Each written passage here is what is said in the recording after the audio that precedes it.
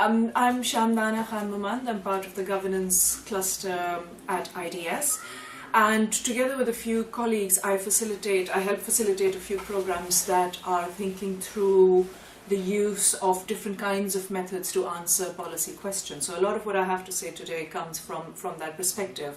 Within the program, we've been dealing with a very large group of researchers in Africa who've been dealing with very complex policy issues. We are also right now in the middle of a comparative program that does comparative research between Latin America and Africa on policy questions again. And I think where I really want to come at this today from is this idea of what a focus on policy does to research and research methods. And I think what we've figured out in all of our combined collective work at IDS is that policy questions require a very different approach. And where I'm going to bring this to in the end is the fact that as researchers working on policy issues, we just need to be very, very open to all of the possibilities, be innovative, but also I think the key word really is open in our approaches. And the disciplines that we come from, the ways in which we approach the questions. So essentially, the policy world is incredibly complex. You've heard a number of other speakers speak to that, so I'm not going to go into that in too much detail. But because they're so complex, we have so many ideas now of what are more holistic ways to approach it. So there's what we call the systems approach, there's political economy approaches that are now being taken, and one of the more recent trends is mixed methods approaches. I hesitate a little in terms of talking about traditional approaches and now mixed methods approaches, because I think what's traditional is now a very long time in the past, and for many years now we have been dealing with more mixed approaches to research.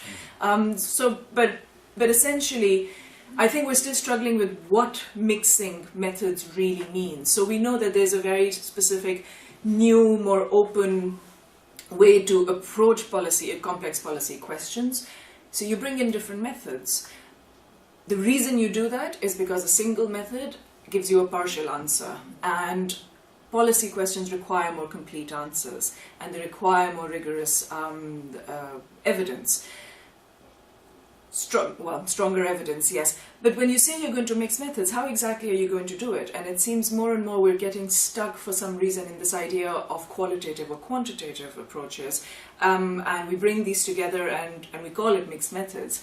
But mixing methods is so much more than that. And it becomes very simple to think about this if you think about approaching something not as a method, not through an approach, not through a discipline, but essentially as a question, and what sort of an answer the question requires. And then that in itself sort of evolves into what are the different methods that you're going to have to use.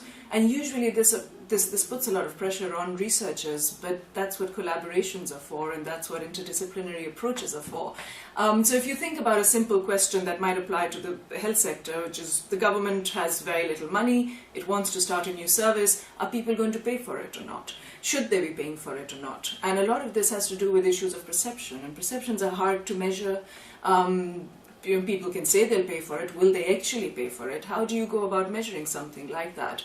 And I could imagine setting up a project around this that could start with maybe not asking people direct questions, but maybe thinking through social media or other forms of information, data that's already out there that gives me a sense of how people approach certain ideas.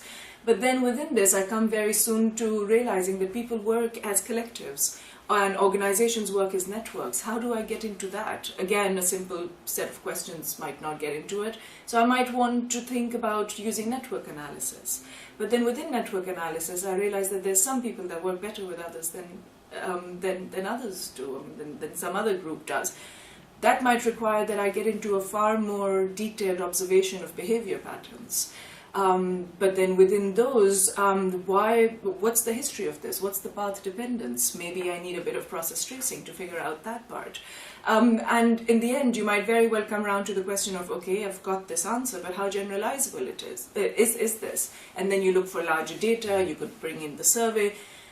all of this is happening. There's so many methods coming in here. I almost lose track at which point it's qualitative and at which point it's quantitative. But all I'm trying to do is deal with an answer, try and come up with a more complete answer to a question that's incredibly complex and hard to measure.